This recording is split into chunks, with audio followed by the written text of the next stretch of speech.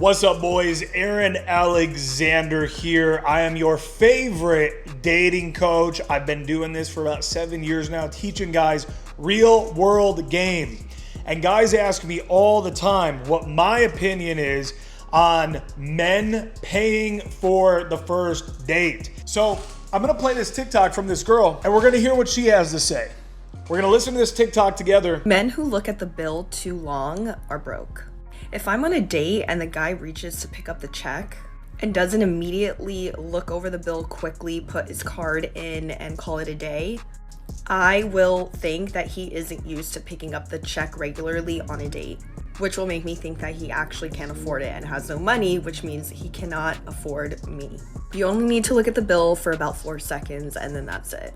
Okay, so I really hated her. So I listen, I actually agreed with some of it until she said, and he can't afford me, right? I hate this chick's entitled tone here. I really actually hate it. You guys probably hate it too, but I'm gonna tell you something.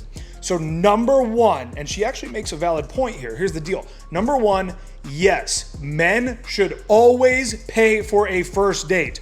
All of you guys out here want to be so upset about how women don't want to fall into feminine norms and they don't want to be more traditional and this and that. Well, then how about you as a man be fucking more traditional? So I am absolutely not open to any other option other than you should be paying for the first date. Number two, if you are struggling financially, take her somewhere cheap. Take her to ice cream. Take her to a bar where you know there's a happy hour. Take her to a cheap restaurant where, you know, it feels a little nice, but you know, like, okay, we're just gonna get these 2 appetizers. Maybe before going in, you know that they're $12 and then 1 drink or whatever it is, man. Just take them somewhere that you can't afford. Now, again, actually, this girl makes a good point, which is that the greater idea here is that any sort of talk about finances in a scarce way is anti-seductive. So even when you're casually talking to a woman about a car that you would want or somewhere you'd want to live or whatever, don't bring up it's too expensive. Don't bring up finances in any scarce manner ever for any reason. And now the ultimate move here, I've done this for years, is when you're going to pick up that check comes to you, I always will just say, here, I'll just go ahead and pass this back to you. And I hand the card to the waiter or the bartender. I've always done that.